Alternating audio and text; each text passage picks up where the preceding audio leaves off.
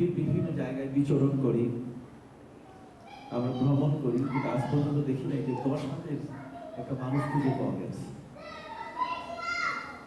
কাল্পনিক এবং মৌলিক বিষয়গুলোকে নিয়ে আজকের পৃথিবীতে, এই জগতের মধ্যে যত কল্যাণ তত আল্লাহ, যত মাথা তত মত পৃথিবীতে আবিষ্কৃত হয়েছে। কিন্তু আজকের এই পৃথিবীতে আজ ক্রমান্বয়ে প্রমাণিত যে জগতের মধ্যে সূর্য একজন স্রষ্টার নির্দেশেই উদিত হচ্ছে এবং অস্তমিত হচ্ছে। এক ধারাবাহিক নিয়মে, গতানুগতিক নিয়মে পৃথিবীতে এই জগৎ পরিচালিত হচ্ছে। সম্মানিত শুধু জগতের মধ্যে যদি আল্লাহ কয়েকজন হতেন, তাহলে পৃথিবীর সূর্য নিয়ে অনেক বাড়াবাড়ি হতো। এক আল্লাহ বলতেন সূর্য আজকে পূর্ব দিকে উঠবে, আরেকজন বলতেন যে না পশ্চিম দিকে উঠবে। সমুদ্রের জোয়ার ভাটা নিয়ে গরজোর সৃষ্টি হতো, আকাশের চাঁদ নিয়ে আল্লাহ আল্লাহতে মারামারি হতো। আজ পর্যন্ত আমরা দেখিনি এই ধরনের কোনো কথা হচ্ছে। বরং এই বিশ্ব জগতের যতগুলো ধর্ম আছে, ধর্মের মানুষ আছে, ধর্মগ্রন্থ যা আছে, তার মধ্যে লেটেস্ট টেস্টামেন্ট বলতে গেলে আল কোরআন। সেই কোরআনে এই বিশ্ব জগতে যে তথ্য উপস্থিত করা হয়েছে, তাতে সেই নভমণ্ডলে কি আছে, ভূমণ্ডলে কি আছে, জগতের কোথায় কি আছে, তার প্রত্যেকটি বিষয়ের উপরে পবিত্র কোরআন মজিদে আল্লাহ রব্বুল আলামিন তার তথ্য তিনি উপস্থিত করেছেন। আজ আমরা যদি লক্ষ্য করি, তাহলে আমরা দেখব পবিত্র কোরআনের সূরা আশ-শামস, সূর্যের সম্পর্কে আল্লাহ সূরা নাযিল করে আমাদেরকে তিনি জানিয়ে দিয়েছেন যে সূর্যটা কি জিনিস। সূরা আন-নাজম তিনি আমাদের কাছে তারকা সম্পর্কে সূরা নাযিল করে সেই নবমণ্ডলের তারকা সম্পর্কে জ্ঞান আহরণের জন্য উৎসাহ দিয়েছেন।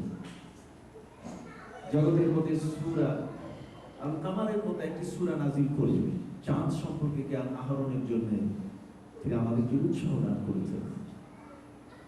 সম্মানিত সুধী, এই বিশ্ব জগৎ, এই জগতের সৃষ্টি পবিত্র কোরআন মজিদে আল্লাহ রব্বুল আলামিন ইরশাদ করেন, ইয়াওমা নাতবিস সামাআ কাতাইয়িস সিজিল্লি লিল কুতুবি কামা বাদানা আউওয়ালা খালকিন নুঈদ। আল্লাহ বলেন এই পৃথিবীটা বেলুনের মতো বাড়ছে। একটা বেলুনে যতক্ষণ পর্যন্ত আপনি বাতাস দেননি, তার আগ পর্যন্ত বেলুনটি চুপসে থাকে। যখন এর ভিতরে আপনি বাতাস দেন, আস্তে আস্তে ওই বেলুনের গায়ের যে চিত্রগুলো, অঙ্কনগুলো, সেগুলো ফুটে উঠে এবং আস্তে আস্তে বেলুনটি বড় হতে হতে পবিত্র কোরআন মজিদে আল্লাহ রব্বুল আলামিন জগৎবাসীকে ধারণা দিয়েছেন এই পৃথিবীটা কিন্তু বাড়ছে, ক্রমাগত বাড়ছে, বেলুনের মতো বাড়ছে। আল্লাহ বলছেন ইয়াওমা নাতবিস সামাআ কাতাইয়িস সিজিল্লি লিল কুতুব, একদিন এই পৃথিবীটাকে আগের মতো করে নিয়ে আসবে। তার মানে তার বাতাসটা ছেড়ে দিলে বেলুনটা যেমন পূর্বের মতো চুপসে যাবে, একদিন জগৎটাকে তিনি তেমনি করে শেষ করে ফেলবেন, এই পৃথিবীটা আর থাকবে না। পবিত্র কোরআন মজিদে আল্লাহ রব্বুল আলামিন বলছেন ইদা শামসু কুবিরাত ওয়া ইদা নুজুমু কাদারাত, একদিন এমন আসবে যেদিন সূর্যের আলো থাকবে না, সূর্য আলো দেওয়া বন্ধ করবে, নিষ্প্রভ হয়ে যাবে, আলোবিহীন হয়ে যাবে, গোটা জগৎ অন্ধকারাচ্ছন্ন হয়ে যাবে। ওয়া ইদা নুজুমু কাদারাত, আকাশের যে টিকটক বাতি, আকাশের যে সুন্দর তারকাগুলো মিটিমিটি জ্বলছে, এই তারকাগুলো একদিন আলো দেওয়া বন্ধ করবে। পবিত্র কোরআন মজিদে আল্লাহ রব্বুল আলামিন বলেন একদিন পৃথিবীতে সমুদ্রগুলোর মৃত্যু হবে। আজকে যে আটলান্টিক এবং প্রশান্ত মহাসাগরের পাশে আপনাদের অবস্থান আমেরিকা, বঙ্গোপসাগরের পাশে বাংলাদেশ, সমুদ্র উপকূলবর্তী এলাকা, লোহিত সাগরের পাশে সৌদি আরব, পৃথিবীতে যতগুলো সাগর রয়েছে পবিত্র কোরআন মজিদে আল্লাহ বলেন ওয়া ইদাল বিহারু ফুজ্জিরাত, একদিন এমন হবে সামুদ্রিক জলোচ্ছ্বাসের পানিগুলো টাঙ্গায় তুলে আনা হবে, সমুদ্রগুলোর মৃত্যু ঘটবে, সমুদ্রগুলো থাকবে না। সাততলা আসমান তৈরি করেছেন তিনি। পবিত্র কোরআন মজিদে আল্লাহ রব্বুল আলামিন বলেন ইদা সামাউন শাক্কাত ওয়া আযিনাত লিরাব্বিহা ওয়া হুক্কাত, এমন একদিন আসবে সেদিন এই ফ্লোরগুলো আল্লাহ ভেঙে ফেলবেন, একটা ফ্লোরও থাকবে না। যেখানে আজকে এত চমৎকার স্থাপনা, শত শত স্তরের ফ্লোরের বিশাল আকাশচুম্বী অট্টালিকা, ভবন, অ্যাপার্টমেন্ট, বিল্ডিং, যেগুলো আজকে পৃথিবীতে এই জগতের বিজ্ঞানের এক চরম উৎকর্ষতার প্রতীক। পৃথিবীতে স্থাপনা শিল্পে, স্থাপত্য শিল্পে মানুষ যে অনেক এগিয়ে গেছে।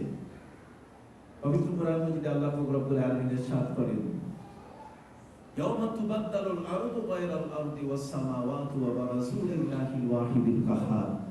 একদিন এমন হবে যেদিনে পৃথিবীর মাটিটাকে পাল্টিয়ে ফেলা হবে।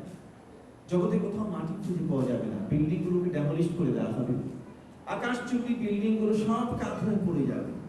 পৃথিবীর যত মেকানিজম, জগতের মানুষের যতগুলো বুদ্ধি জ্ঞান, তার কোনটি কাজে আসবে না। একদিন এমন হবে, পবিত্র কোরআন মাজিদের ছোট্ট একটি সূরার মধ্যে বলা হয়েছে, ইদা জুলজিলাতিল আরদু জিলজালাহা ওয়া আখরাজাতিল আরদু আসফালাহা।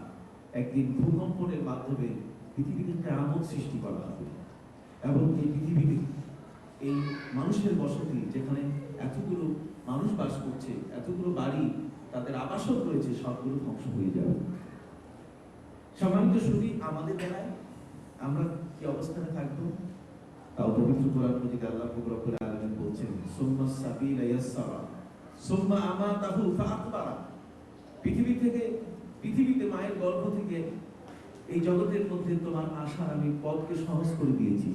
তুমি মায়ের গর্ভ থেকে পৃথিবীতে সহজ পথে চলে এসছো, কিন্তু সুম্মা আমাতাহু ফাআকবারা, মনে রাখবে পৃথিবীতে তোমাকে একটি মেয়াদী জীবন আমি দিয়েছি। এই জীবনটিকে ক্রস করার মতো ক্ষমতা তোমার নাই। যে পৃথিবীতে তুমি যদি জানতে চাও যে তোমার জীবনের বয়স কত, পৃথিবীতে তুমি বাঁচবে কতদিন, এই পৃথিবীতে তুমি কতদিন থাকতে পারবে, এমন একটি প্রশ্ন যদি কেউ করে বসে, আর সেই প্রশ্নটির উত্তর হয়তো কেউ বলবে তার দাদার দিকে তাকিয়ে যে আমার দাদা 100 বছরের হায়াত পেয়েছেন, কাজেই 100 বছর না হলে 90 বছর তো বাঁচা যাবে।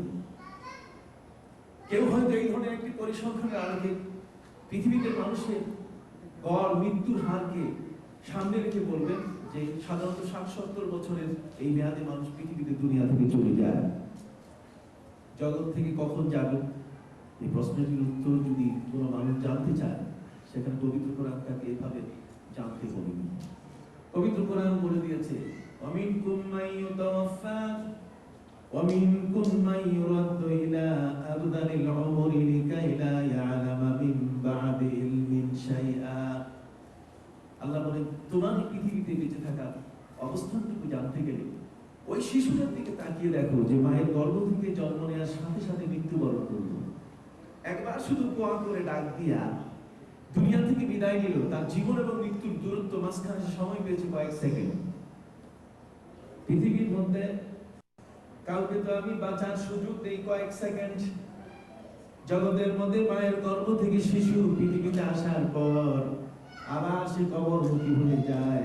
আমার আল্লাহ বলেন, ওয়ামিনকুম মান ইউতাওয়াফফা, তোমাদের মধ্যে কাউকে তো এমন আছে শিশুকালে দুনিয়া থেকে বিদায় করে দেয়, আবার কাউকে তো এমন আছে পৃথিবীর মধ্যে কয়েক মিনিটের জন্য তাকে বাঁচার সুযোগ দেয়।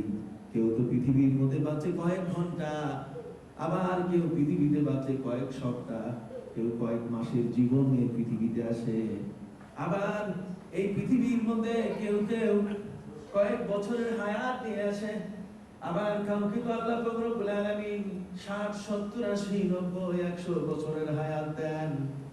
পৃথিবীর মধ্যে যদি কোনো একজন ব্যক্তি বুঝতে চায় যে আমার পৃথিবীতে অবস্থান কতটুকু সময় নিয়ে আমি পৃথিবীর মধ্যে বাস করব, আমি তো এখনো পুরো হইনি, আমার তো এখনো দাড়ি গজায়নি, এখনো তো আমার মাথার চুল পাকেনি। সম্মানিত সুধী, জগতের মধ্যে আল্লাহ পাক রব্বুল আলামিন এই মানুষগুলোকে বুঝাবার জন্য তিনি বলছেন, ওয়ামিনকুম মান ইউতাওয়াফফা ওয়ামিনকুম মান ইউরাদ্দু ইলা আরযালিল উমরি লিকাই লা ইয়ালামা মিন বা'দি ইলমিন শাইআ। আল্লাহ বলেন, এই পৃথিবীর মধ্যে তোমাকে আমার কুদরতি ক্ষমতা বুঝাবার জন্য তুমি এতদিন তোমার পৃথিবীতে বসবাস করতে গিয়ে তুমি উদাসীন ছিলে। আমি আল্লাহ তোমার উপরে নোটিশ জারি করলাম, তোমার খবর নাই। এতদিন পর্যন্ত তোমার মাথায় ছিল কাকের গায়ের মতো কালো চুল, আর এখন আস্তে আস্তে সেগুলো কার্পাস তুলার মতো সুন্দর সাদা হয়ে যাচ্ছে। আস্তে আস্তে পাটের রং সোনালী আঁশের মতো সেটা সাদা হয়ে যাচ্ছে। তোমার জীবনের যে এই বিশাল এক পরিবর্তন, আগে তোমার কণ্ঠের দরাজ কণ্ঠের আওয়াজে বহুদূর তুমি শোনাতে পারতে, এখন আর তোমার কণ্ঠের সেই আওয়াজ নাই। এই পৃথিবীর মধ্যে তুমি আগে যত মাইল হাঁটতে চাইতে হাঁটতে পারতে, এখন তোমার হাঁটতে গিয়ে এত চিন্তা করে হাঁটতে হয় যে যাতে কোথাও কোনো খালে কোনো গর্তে যেন তোমার পা পড়ে না যায়। আগের চেয়ে তুমি আরো পরিপাটি, তুমি আরো ডাক্তারের ভালো ট্রিটমেন্টে আছো। ডাক্তার প্রতিটি মুহূর্তে তোমাকে নজরে রাখছেন, ডাক্তার তোমাকে ওষুধ দিচ্ছেন, তোমার সবকিছুতেই তুমি এখন আগের চেয়ে বেশি সতর্ক। কিন্তু তারপরও দেখা যাচ্ছে যে কে জানি তোমার অজান্তে তোমার